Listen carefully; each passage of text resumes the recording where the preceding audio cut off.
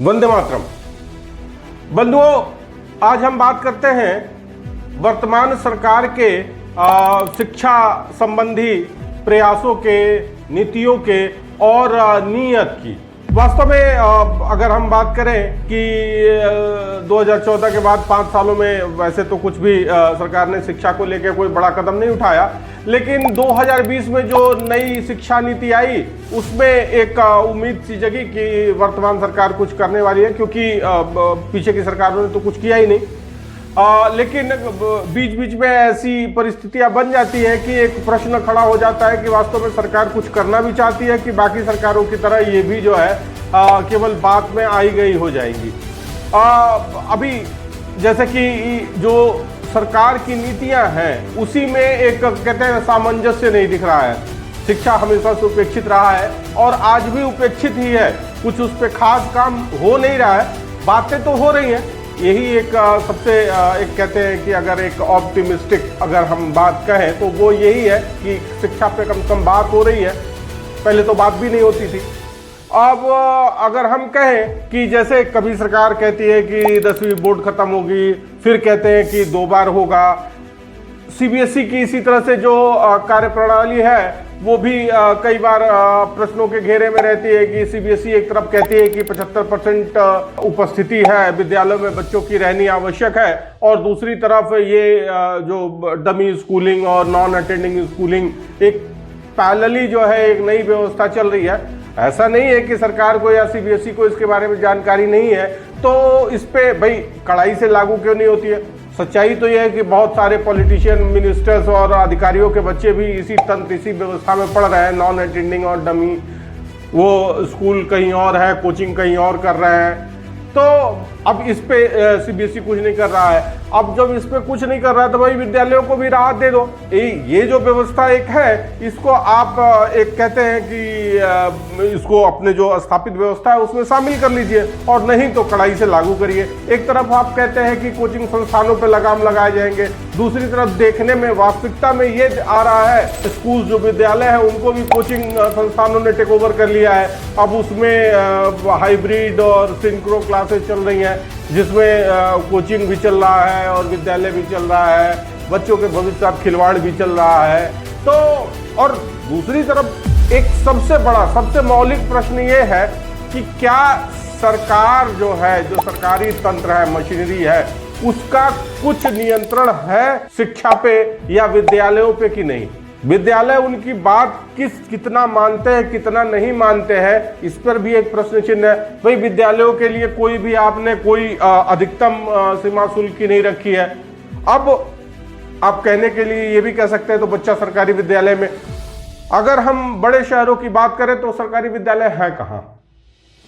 या तो सरकारी विद्यालय इस प्रकार के हैं कि जहां कोई आप बच्चों को भेज नहीं सकता है, और कहीं पे भवन ही नहीं है ठीक ठाक, कहीं पे शिक्षक ही नहीं है, तो सरकार, और उसके बावजूद विद्यालयों का अभाव है। तो जाहिर सी बात है कि बच्चा प्राइवेट निजी विद्यालयों में ही जाएगा। निजी विद्यालयों पे सरकार का कुछ नियंत्रण नहीं है, वो जब चाहे फीस बढ़ा देते हैं, जब जैसे चाहे वैसे चला रहे हैं। जैसे लगता है कि एक टिरेनी सी आ गई है शिक्षण संस्थानों की कि भाई वो उनकी मनमर्जी है, वो जब चाहे जैसे। और चूंकि शिक्षा और स्वास्थ्य दो ऐसी चीजें हैं कि एक तरह से हम उसके लिए जो भी उनके टर्म्स कंडीशन है वो मानने के लिए मजबूर है, क्योंकि कोई सरकारी तंत्र जो है लोगों का सहयोग करने के लिए ना आगे आ रहा है ना तत्पर है। दूसरी तरफ अगर देखें तो स्कूल भी अपने मनमानी, सच्चाई ये है कि अभी 2020 शिक्षा नीति आई, उसमें क्या क्या चीजें हैं ये विद्यालय में शिक्षकों को भी ठीक से नहीं बताया गया, उनको भी ठीक ठाक एक्सपोजर नहीं है। अगर पेरेंट्स सवाल भी करें तो वो बताने के हालत में नहीं है, और पेरेंट्स भी ऐसे हैं कि वो पूछने के हालत में नहीं है।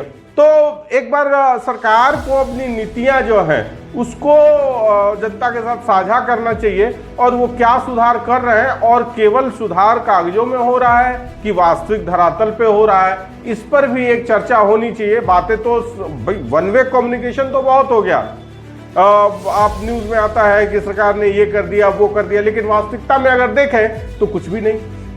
जो निजी विद्यालय हैं अपनी मनमर्जी चला रहे हैं। अगर हम शुल्क की बात करें तो वो भी मनमर्जी शुल्क लगा रहे हैं। जितने प्रकार का शुल्क है उतने प्रकार का, कोई सीलिंग नहीं निश्चित है, वो जितना मन करे मांग लें और उसका ऑल्टरनेट आप सरकार देने में सक्षम नहीं है। तो जब सरकार सक्षम नहीं है तो जो व्यवस्था है उसको जो है एक कहते हैं ना अकाउंटेबिलिटी फिक्स करनी पड़ेगी। और अकाउंटेबिलिटी कौन फिक्स करेगा? सरकार ही फिक्स करेगी। लेकिन सरकार क्या इस स्थिति में अपने को पा रही है कि अकाउंटेबिलिटी फिक्स करे? दिल्ली के अगर हम कहें कई लोकेलिटी के विद्यालय केवल इसीलिए चल रहे हैं कि वहाँ पे नॉन अटेंडिंग और डमी एडमिशंस भरे पड़े हैं। तो क्या सीबीएसई को इस बात की जानकारी नहीं है? और जानकारी अगर है तो सीबीएसई क्या एक्शन ले रही है?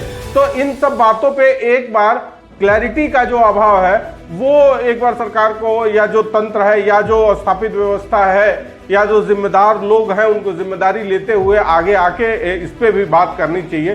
प्रधानमंत्री हमेशा जो है परीक्षा के पहले एक बच्चों से इंटरेक्ट करते हैं, बड़ी अच्छी बात है। लेकिन इसी तरह से जो नीतियां बन रही हैं और उसका जो क्रियान्वयन है उसके बीच में जो गैप है, एक लैकुना है, उस पर भी चर्चा होनी चाहिए। उस पर भी भाई हर बात पे बाकी से अगर प्रधानमंत्री बोल रहे हैं तो मेरा मानना है कि इस विषय पे भी बोलना चाहिए, क्योंकि शिक्षा और स्वास्थ्य तो मूलभूत सुविधाओं में आता है या मूलभूत आवश्यकताओं में आता है, बिना इसके तो जीवन संभव नहीं है। और या अगर हम विकास की बात करते हैं तो वो विकास भी अधूरा रहेगा अगर उसमें शिक्षा और स्वास्थ्य की व्यवस्था समुचित ना हो।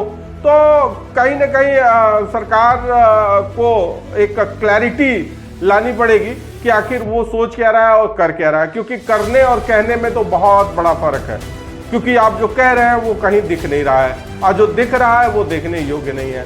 तो आज का प्रश्न हमारा स्थापित व्यवस्था से है कि आखिर इन सारी समस्याओं को लेकर सरकार क्या सोचती है और वास्तव में क्या सरकार कुछ करना भी चाहती है कि केवल बातें ही करना चाहती है। आज के लिए इतना ही, धन्यवाद।